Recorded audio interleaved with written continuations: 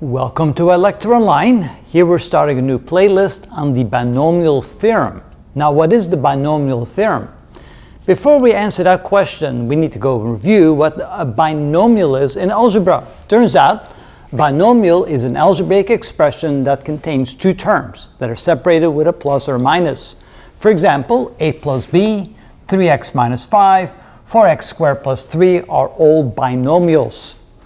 And most of us are familiar that if we take a binomial and we square it, we have the first term squared plus the last term squared plus twice the product of the two terms. Now, when we talk about a binomial theorem or the binomial theorem, we're talking about a theorem that explains what a plus b quantity to the nth power is. For example, a plus b quantity to the nth power is, well, we have a general way of looking at that. We know that if we take a binomial a plus b and we cube it, we get this as a result. If we take a plus b to the fourth power, we get this as a result. So what do we get when we take a plus b to the n power, where n is an integer greater or equal to 1?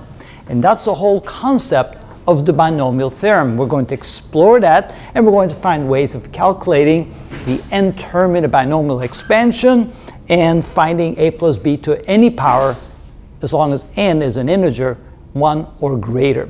And that's what we mean by the binomial theorem, and we have a bunch of videos ready to go to show you what that theorem is all about. So stay tuned and we'll show you.